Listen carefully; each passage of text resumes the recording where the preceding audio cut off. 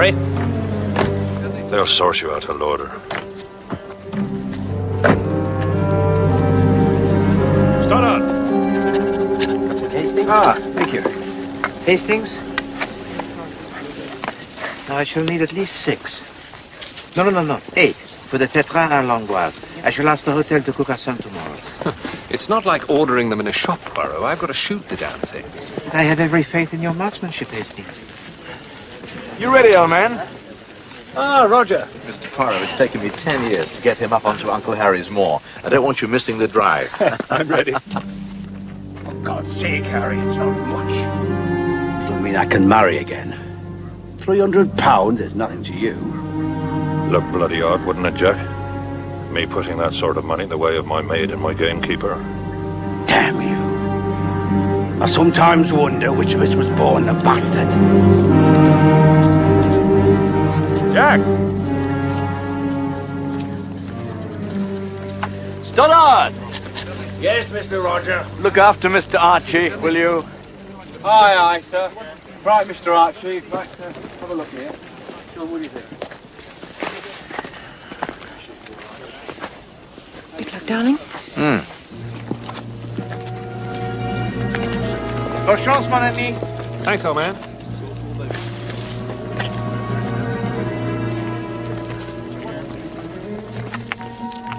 Good shooting, Archie. Thanks, eh?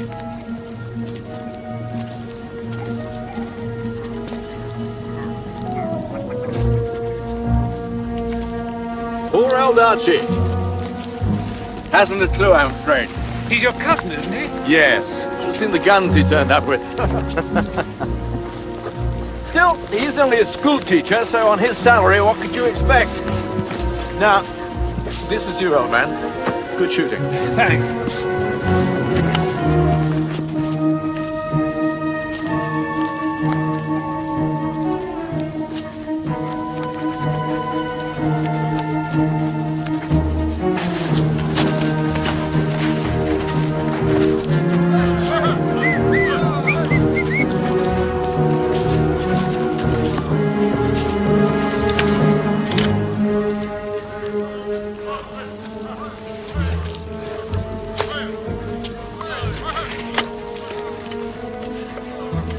Into your shoulder. Tight. Stroke the cheek. Stroke the cheek. Tight. Right. 90-degree angle. Now break. Well, let's hope for a good bag. They're breaking, Mr. Pace. Here they come.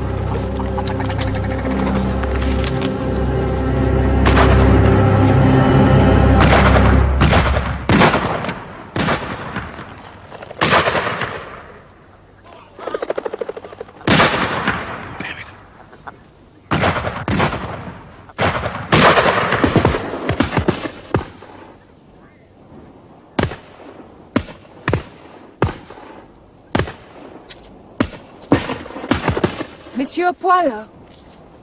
Monsieur Poirot? Oh, pardon, madame. The popping, you know. Why did you come, Monsieur Poirot? The red grouse. It must be eaten fresh while the gun is still smoking, as we say. Ah, gourmet. You are too kind, Madame Havering, but it is most rare in my country, the tetras. We make do with la jelly nut, the wood grass. With the flavor, it is piney. Piney. Yes, this is not a word, piney, like the pine trees? Oh, piney. Yes. It's a very good word.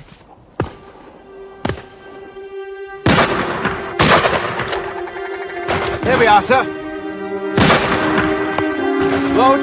Quick.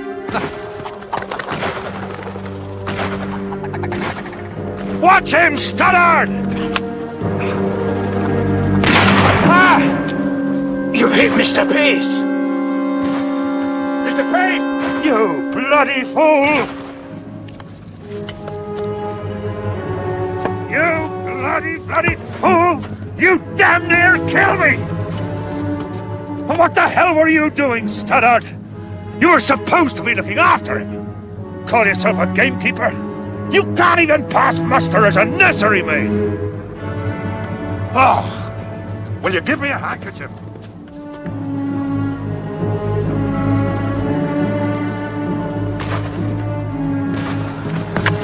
Archie is a complete idiot. It looks like Uncle Harry's all right. Well, I better get back to Hunter's Lodge. Make sure Mrs. Middleton has everything under control for lunch. She's only with us pro tem. Monsieur Poirot, may I entrust you with a task? Madame. Look after Cousin Archie for me, will you? I couldn't bear it if he went back to his little cottage and brooded. You will not be able to brood in the company of Hercule Poirot, madame. You are a treasure.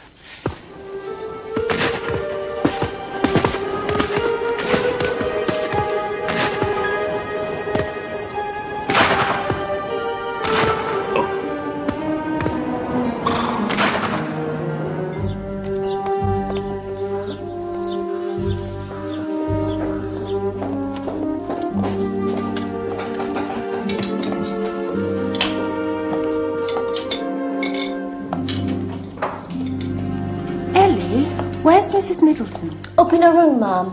She done most of it. She left us a note to get on setting it out. She's impossible. Still, it all looks very nice. Thank you, ma'am. Thank you, ma'am. I'm going to lie down for a moment. I've got a wretched earache. The wind up there's like a knife. It's been snowing up on the moor, you know. Others will be here in about half an hour. Mrs. Middleton?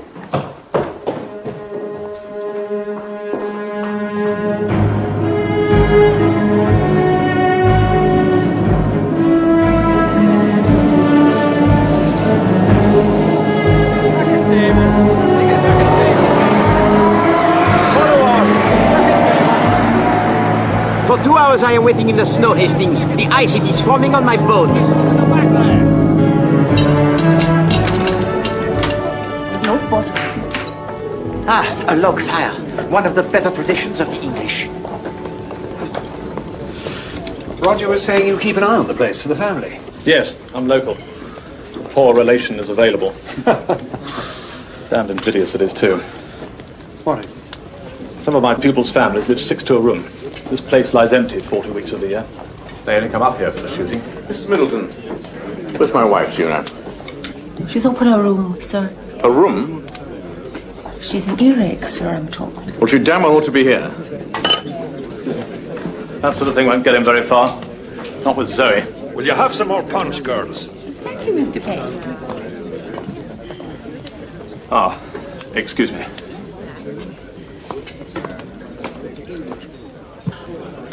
Uncle Harry, I'm really sorry about your hand. Don't think I'll take up grouse shooting as a career. Delighted to hear it. A fella asked me the other day, a Bolshe, you know, asked me, had I actually made anything during my workless life? Certainly, I said. I made a lot of friends, I made a lot of enemies, and I've made a lot of money.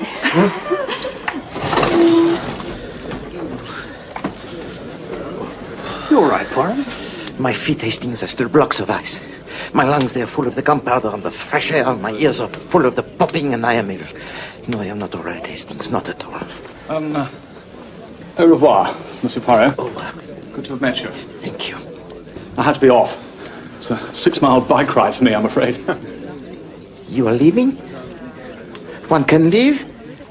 Mr. Poirot, goodbye. Ah, Monsieur Havering? Goodbye. Thank you. Next year, we'll put you up at the house. No, the hotel's fine. It's very comfortable. Bye, Roger. Bye. Cheerio. Thanks. Hope his hand gets better. I'm sure it will. Bye, Archie. Take care.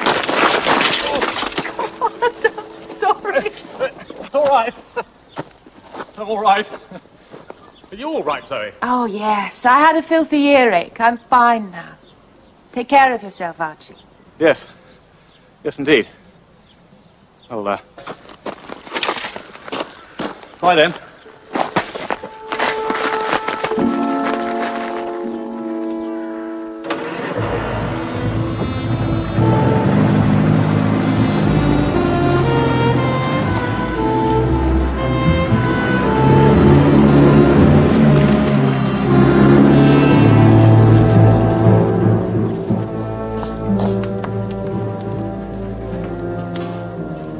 I'll get myself ready, then I'll be off to London. I should make the 5 o'clock. Darling, couldn't you catch the 6:15? Why? Mrs. Middleton wants to go down to Stoddard's place to pick up some game. Oh, darling. She makes such a fuss. Bloody temporary staff. Don't know what that agency is playing at. Ellie has to walk 4 miles and you never hear her complaining. It would be so much easier if you gave her a lift. She'd only have to walk back. All right, all right. I'll do it. Mrs. Middleton? Joe, would you like a lift too? Mr. Haven could drop you off on the way to Mr. Stoddard's. Oh, thank you, Mum. Come along then.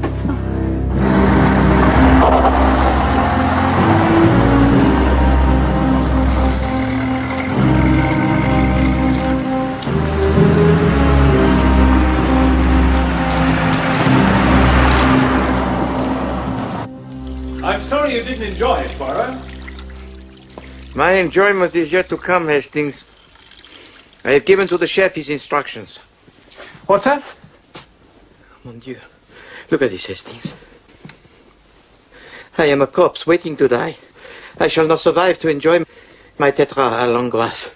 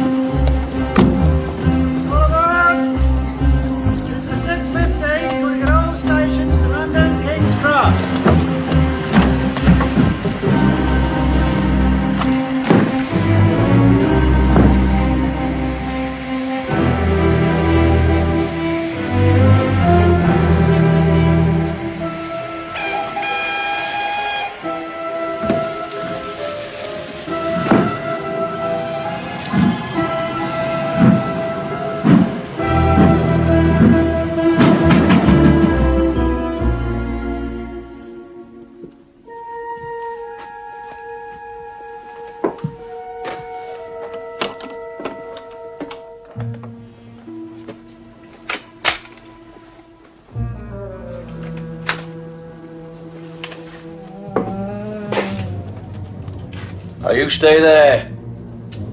You stay.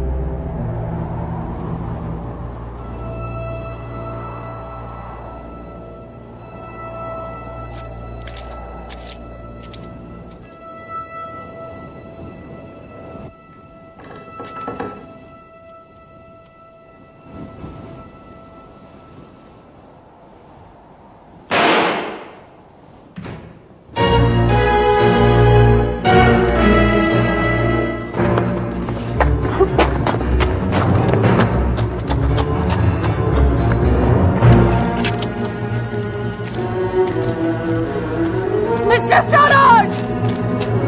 Mr. Stoddard! Fetch the police. There's been a shooting. Go! Go!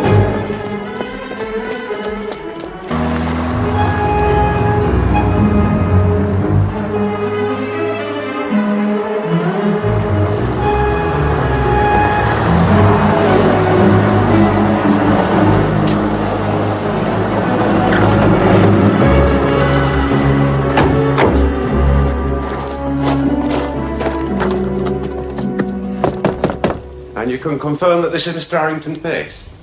Yes, sir. Mrs. Haven's in a terrible state. I've given her something to help her sleep. I let the killer in. That's what I can't get over. Describe this man. He was wearing a big overcoat and he had a beard, a great bushy thing. He said he wanted to see Mr. Pace, so I showed him into the gun room like I always do with visitors. Yes? I went back into the living room and started clearing up, and then you heard the sound. The shot. Like someone knocking on the door of hell it was.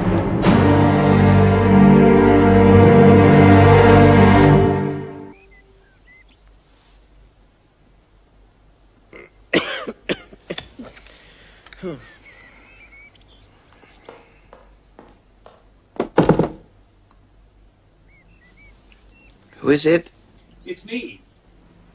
Come in, Hastings. There's been a murder. Who has been murdered? Harrington Pace, up at Hunter's Lodge, shot with one of his own revolvers. Oh, you're still not well, Poirot. Oh, I must confess I feel a little weak. You get back into bed now. Oh. You can leave this to me. Come on. This investigation, you can leave it to me. I'll report back to you, of course. I know these people, Poirot. I've got one or two ideas already. What are these ideas, Hastings? You just relax. Hastings, will you please stop tapping your nose in that theatrical manner and tell me all that you know?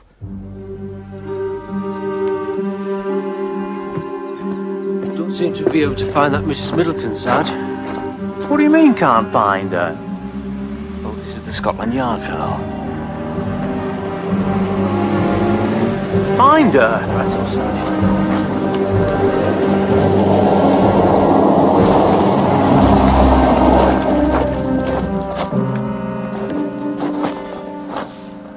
Jack, Scotland Yard.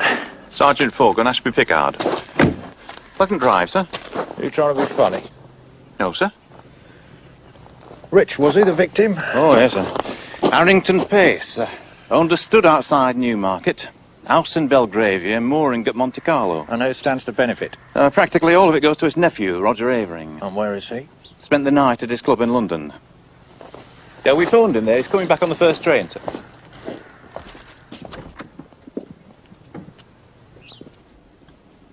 He was shot by a man who just turned up at the door asking to see him. Must have got away through that window. It was the gamekeeper who came and got us. Oh, he stood to gain too, sir. He's the only other real beneficiary. Oh, yes. Pace left him £4,000. Did he, by God? Excuse me, Sergeant, but she's not on premises. She's definitely gone. Who's that? Well, the housekeeper, Miss Middleton. She showed a killer into the house. She's our chief witness. Better initiate a search. How many men have you got? Men, sir? Just the one, sir. Him. Well, you'll have to make optimum use of your resources, won't you? Sir?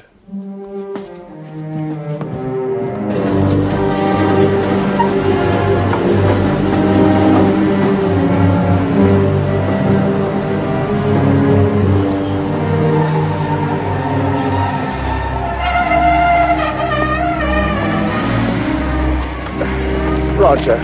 What a terrible thing. I'm awfully sorry. Thank you. I must go straight to the lodge. Zoe needs me. I think we ought to pop in and see Poirot on the way. He's feeling a bit poorly, so I'm handling the case, but we must keep him informed. I am profoundly ill, as you can see, but I will do my best to assist. Thank you. One thing, Monsieur Havering, if you please. Yes? Pardon, but what were you doing when your uncle was killed? Oh, it's all right. Roger was on his way to London. I spent the night at my club. Police rang me there. It's a horrible business. You went to London by train? Yes, I caught the 6:15. You talked to anyone on the train? No. You arrived at your club at what time? About 10 o'clock. Actually, it was a bit later. I walked down from King's Cross. That's fine. Thank you. Hastings? We'll get on after the lodge, Poirot. Very well, Hastings.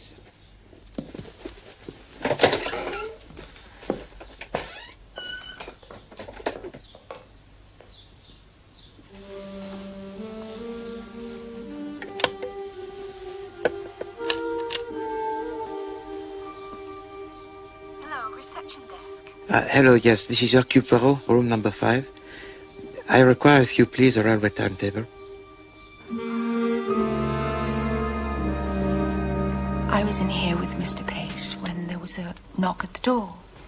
I heard Mrs. Middleton go to answer it, so I got up to see who it was. Yes. It was a man I didn't recognise, so I waited for Mrs. Middleton to show me to the gun room and come and announce him. What did he look like? Average-ish height, hat, specs, I think. Couldn't be sure. Beard. What sort of beard? Bushy. He looked like one of those anarchists in a cartoon in Punch. Do you remember what time this man arrived? About 7:15. Please go on. Well, Mrs. Middleton knocked a minute later, said the man wouldn't give his name, but wanted to see Mr. Pace. Harry said he'd see what he wanted. He got up, and a few minutes later we heard the shot. The housekeeper, Mrs. Middleton, she was in the room with you, was she? Yes, she was clearing the drinks glasses. Did this man arrive by car? I don't know. I didn't hear anything. Would you normally hear a car arriving? Oh, yes. Yes, if he came by car, he didn't bring it up to the house.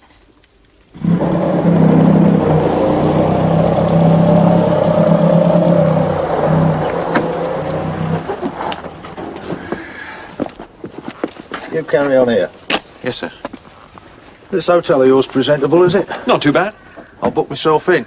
What are their sandwiches like? Sandwiches? No idea. Tell you what, I put my money on this Middleton woman being in league with the killer. On her own admission, she shows the fellow in. Next morning, she's gone. Yeah, but she's the only person who's had a proper look at the killer. What if she saw through his disguise? Disguise? What disguise? Bushy beard and glasses. And suppose she saw who it was under the disguise. Perhaps we'd better start looking for another body, not a witness.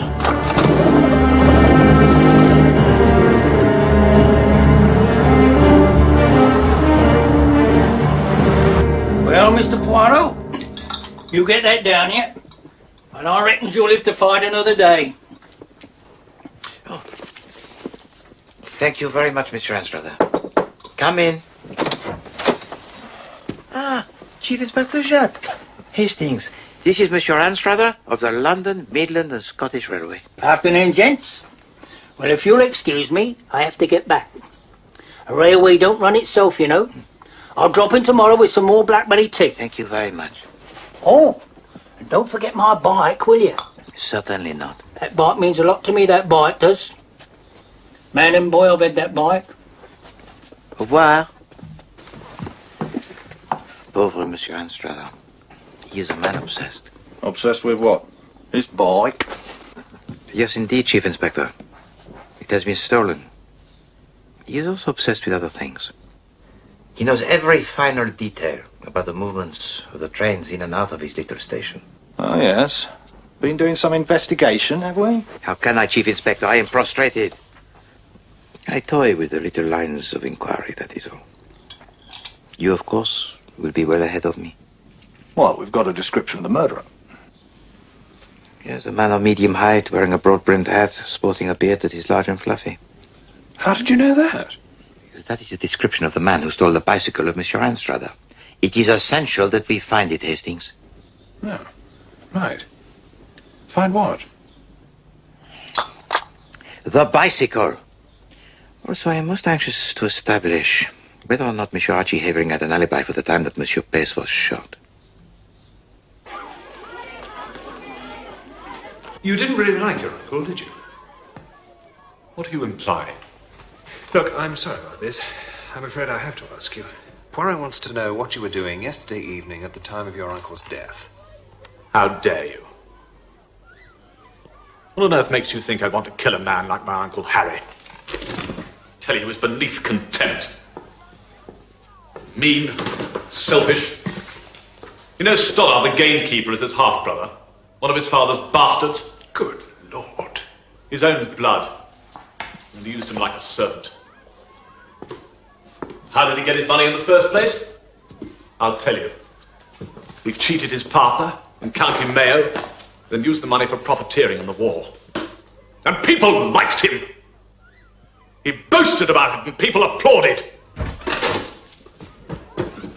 Poirot!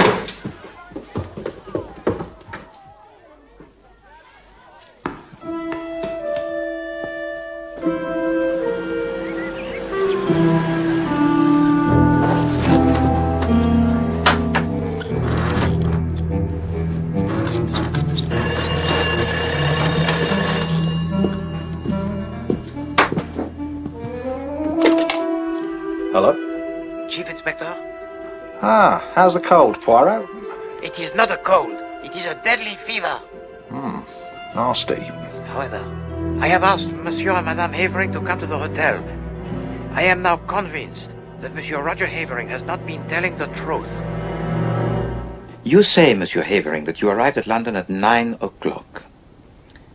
The only witness that you can produce is the doorman at your club, where you arrived at 10 o'clock.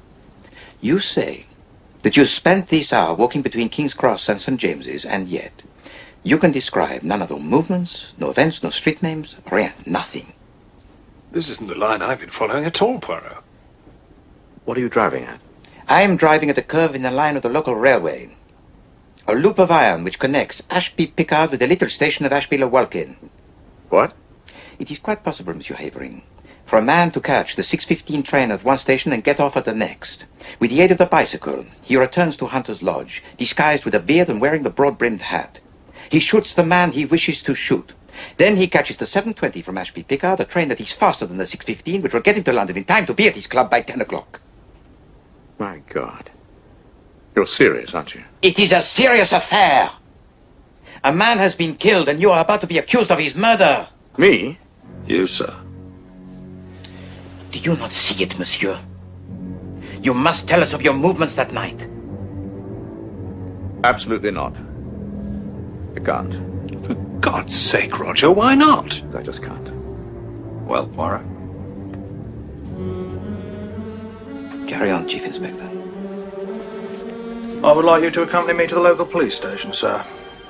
What? I wish to question you in connection with the murder of your uncle, Mr. Harrington Pace, and with the disappearance of the housekeeper, Mrs. Middleton.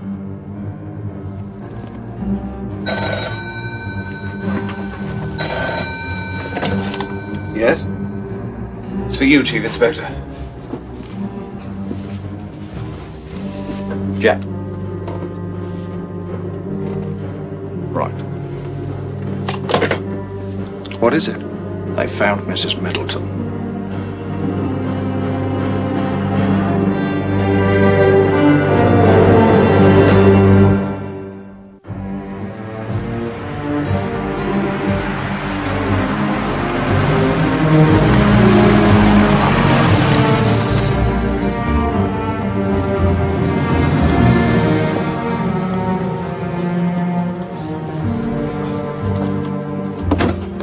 Not late, are we?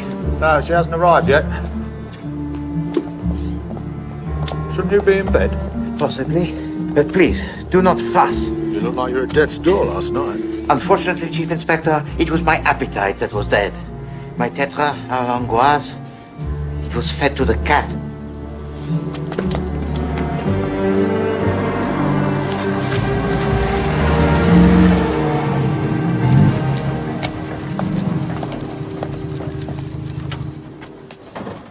Mrs. Middleton?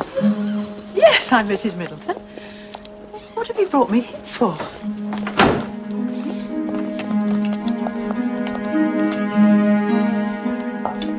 The instructions from the agency were to go to Ashby Pickard by train, and I'd be met there, and the engagement would be for 1 month. So I did. And I was met by a very nice Irish lady who... Irish? You sure? Oh, yes. She said she was Mrs. Pace, and she said there'd been an embarrassing mix-up.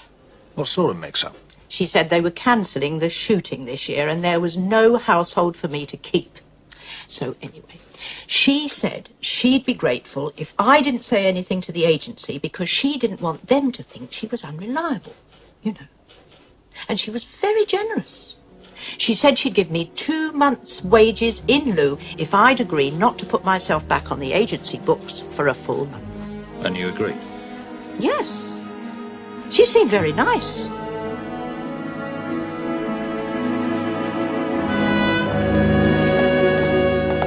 You kept very quiet through all that.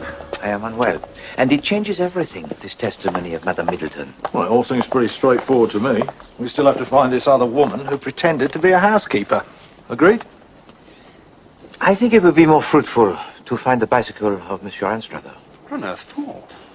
Because, Hastings, it was stolen to transport the murderer to Hunter's Lodge. Why has it disappeared? Sir? Sir? What is it, Forgan? It's Mr. Avering, sir. He's asking to see you. I'll tell you what I was doing, if you promise not to tell Zoe. Well, let's hope it won't be necessary. I make no promises. Very well, then. I was with Lord Quarmby. Lord Quarmby? The racing earl? Yes, he's chairman of the board in charge of on-course betting. I wanted him to get me off the hook. Well, buy me some time on a couple of my debts. Why were you so reluctant to tell us this? A few months ago, you see, I promised Zoe that I'd never back another horse as long as I lived. And will Lord Quarmby verify that you were with him? Of course he will.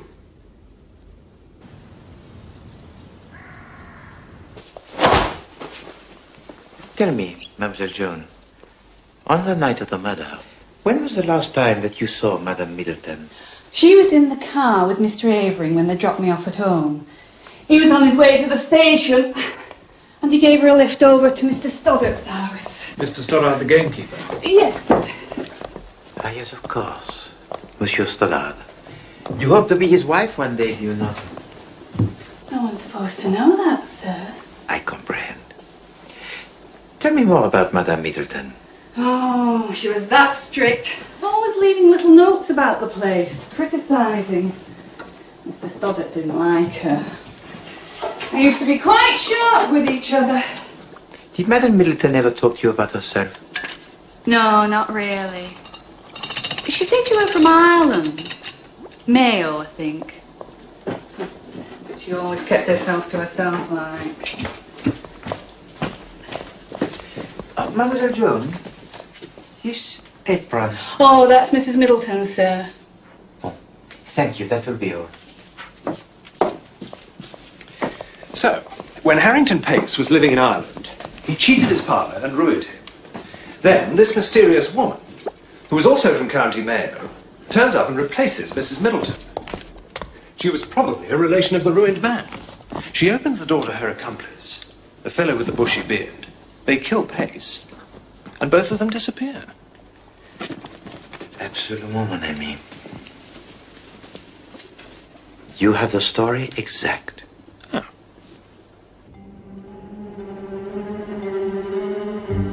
In your hot countries, of course, they use your gaze hound, hunts by sight. But with the moistness in our air, we favour a dog that hunts by scent. I tell you, she's a prime example of that, aren't she, huh? She's the best of her kind, she is. That is most interesting. Tell me, Monsieur Stoddart, if you please, on the night that Monsieur Pace was killed, Madame Middleton came to your house to collect some game birds, did she not? No. Oh, you're right. I was expecting her. But she never arrived.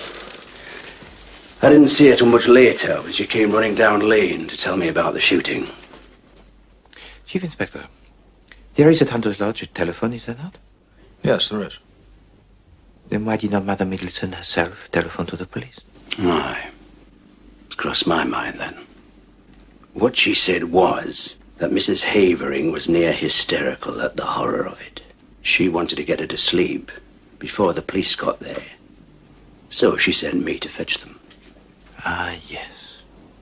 She needed the time alone in the house. Yes, of course, of course. Monsieur Stoddart, would you consider to involve your excellent dog in a little experiment? She is clever with her nose, you say? She's got a nose that could scent a puppy in a bit of slurry, she has. Eh bien, Monsieur Stoddart, our puppy, it is in here.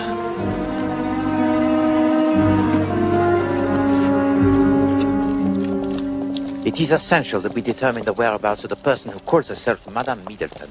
Easier said than done. Not a glimmer. Road, rail, local gossip, nothing. That's why I think... Hey up, hey up. What's the girl? What's the matter, girl, huh? What's the girl, huh? Wait, Something's been buried. Something.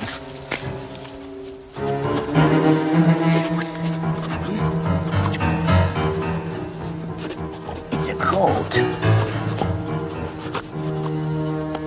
And a hat.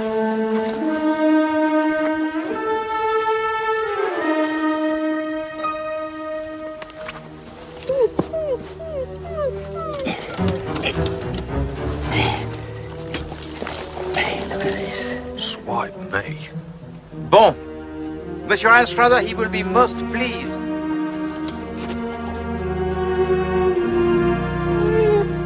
What a clever dog.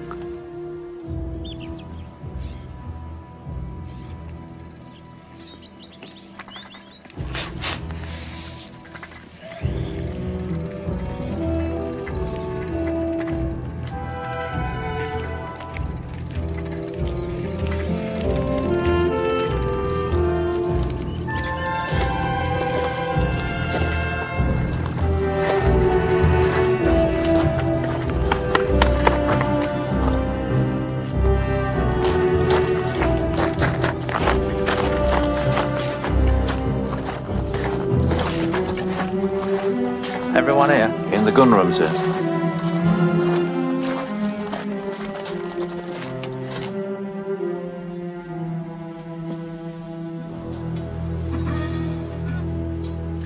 Monsieur Harrington Pace was not a likable man. He used his wealth to control his friends and his family. For example, Monsieur Stoddard, his unacknowledged brother, he employed as a gamekeeper, but refused to lend him the £300 necessary to purchase his house and to get married. His nephew, Monsieur Archie Havering, he used as an estate manager, paying him not with money, but with promises of a legacy. His other nephew, Monsieur Roger Havering, was also made to dance the attendance by assurances of wealth to come. There are, I think, here motives for murder. N'est-ce pas? Now look here, Poirot. No, please, Monsieur Roger. I make not the accusations, I merely speculate. For instance, we know that you could not have possibly committed the murder. Because at 6:15, on that night, you were boarding a train for London.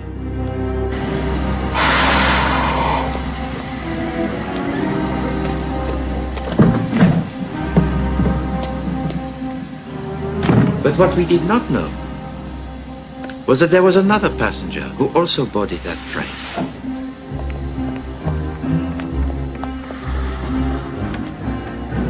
This person alighted from the train at the very next stop and stole the bicycle of my friend Monsieur Anstruther. A curious thing to do. Hey, that's my boy!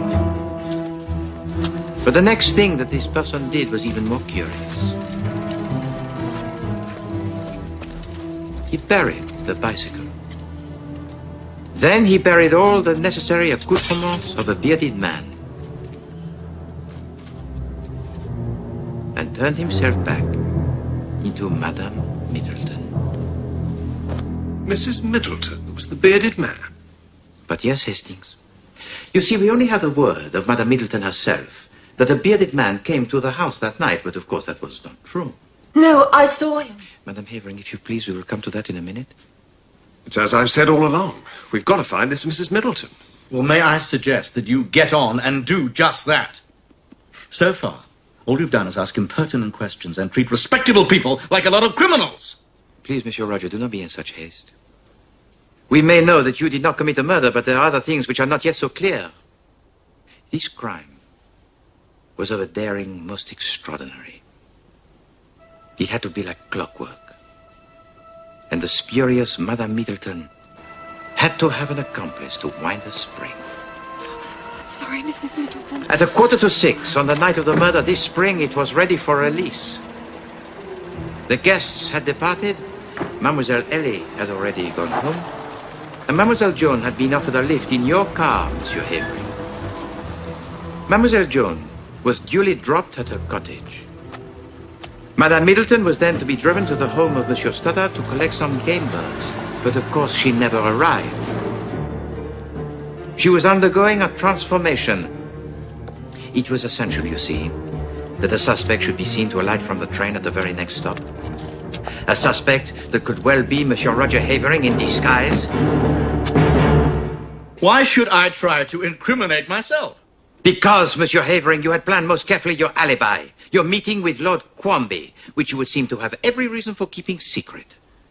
But once you were forced to reveal it and were released, it was most unlikely that the police would suspect you for a second time. You're talking complete rubbish. No, I think not, Monsieur Havering. You see, while you continued your journey to London, Madame Middleton returned to Hunter's Lodge.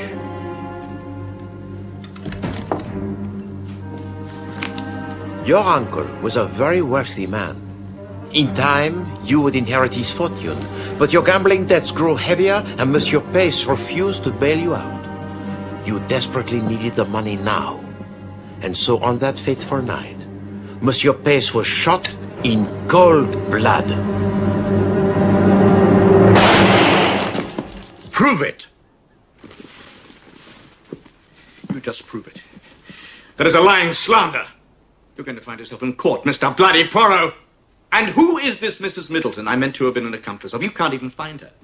So you busy yourself accusing everybody else. Do you think that Hercule Poirot is unable to find this mysterious Madame Middleton?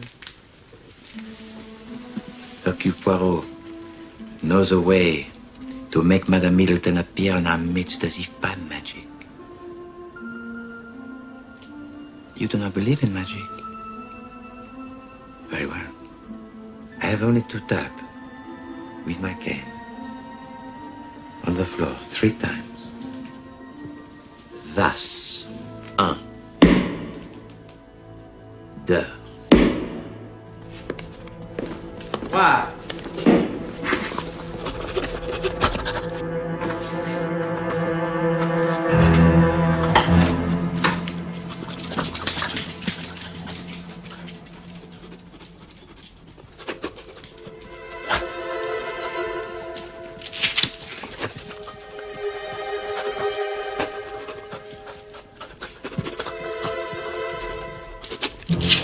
Can we now stop this charade? Chief Inspector? I don't know, sir. I've always enjoyed party games.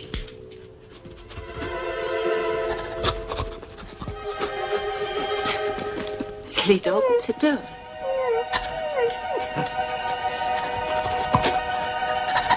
Will somebody take it away? Stop it! Stop it! It's all right, Zoe. Come on, Hugh! Don't know what your silly game is, but it seems to have gone horribly wrong. Now leave her alone! So we had nothing whatever to do with this Mrs. Middleton. On the contrary, Monsieur Hachi. Madame Havering had a very close relationship with the housekeeper, Madame Middleton. The odd thing about it being was that they were never once seen together. This temporary housekeeper had only recently been employed for the family stay at Hunter's Lodge. She left little notes for the servants and kept herself to herself. If the mistress was at home, the housekeeper was absent. When the housekeeper was downstairs, the mistress was in her room. And that is where, on the night of the murder, after she had been interviewed by the police, Madame Middleton disappeared forever from the face of the earth.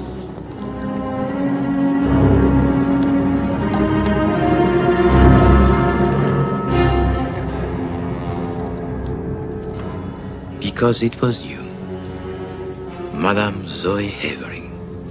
Together with your husband, you planned and carried out this murder in genius. Together, you plotted to rid yourselves of your uncle that was hated and to lay your hands at last on his money. I must ask you both to come with me to the police station. How dare you? This has gone far enough. I do not intend to stand idly by. Oh, shut up, Roger.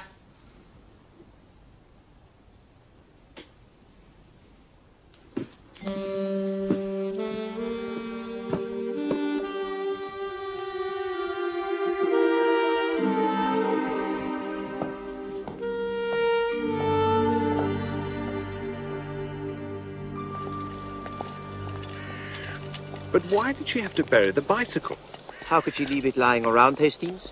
If it was found and identified by Monsieur Anstruther as the bicycle that was stolen outside the railway station, then it would show that the murderer was still close to Hunter's Lodge. Oh, hello, Mr. Poirot. Monsieur Anstruther? The blackberry tea did the trick, then? It did indeed, monsieur. It also stimulated the little grey cells to such an extent that it enabled me to track down your bicycle.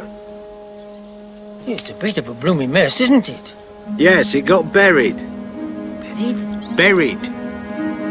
It's all covered in mud and mould. I regret that I did not have the time to clean it for you, monsieur. I don't know as I could be seen riding about on a thing like that. That mud guard's all bent too. Monsieur Anstruther, do you or do you not want your bicycle? Oh, just leave it there. I'll see if the boy can do anything with it. Is this gratitude, Hastings? Is it for this that Hercule Poirot exerts his talents on behalf of the world? You expect gratitude? Don't make me laugh. I know what a real detective feels like. A real detective? The Chief Inspector Japp is truly most amusing, do you not think, Hastings? Oh, yes. Most amusing. For a policeman.